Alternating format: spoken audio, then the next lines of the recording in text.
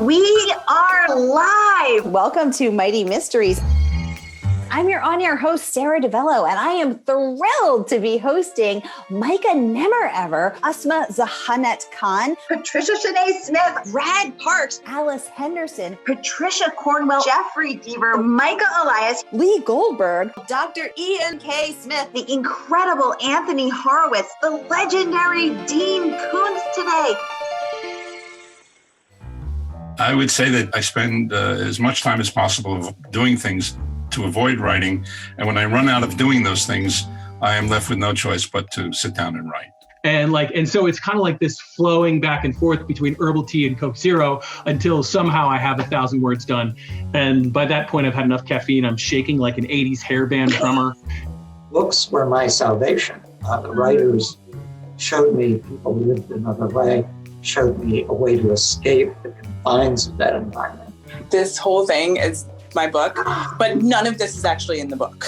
There's a murder that occurs in every book, but they're all linked to international human rights issues. Sometimes titles come to me in a dream or in dreams, and I woke up saying, "You can go home now." And I thought, who needs to be told you can go home now?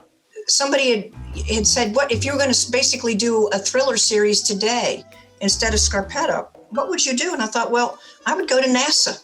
And so I began doing research like that. But actually, in some ways, I think Moonflower Murders is better because I came up with another idea and it was a completely different idea, a new way of playing the same trick. I create the scene in my head as I see it, as I visualize it. So it's like I'm transcribing a movie. So I'm always cutting exposition. I'm cutting a lot of my favorite jokes and favorite lines.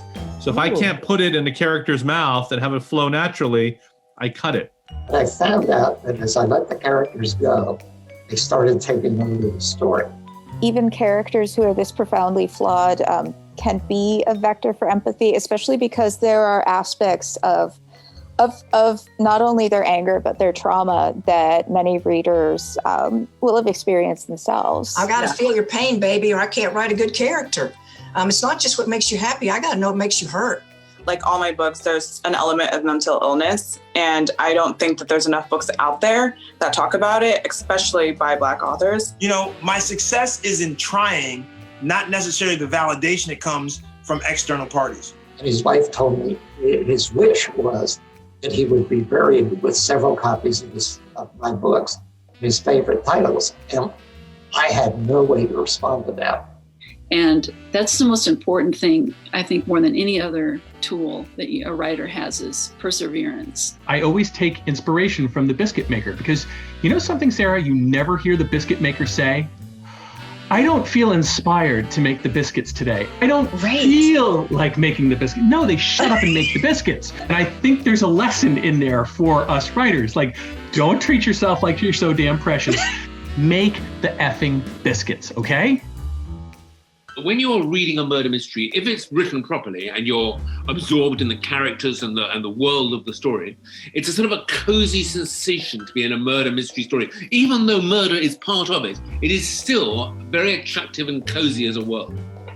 Yes. Oh my God, that's so true. You can forget elections, and you can forget Brexit, and you can forget COVID, and you can forget.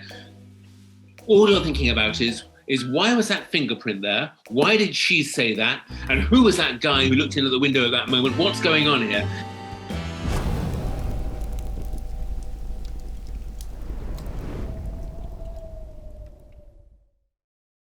Yay. Oh my God, I'm terrified. The whole world is watching. The whole world is watching, Lee. This is your moment. Thank God I'm wearing pants.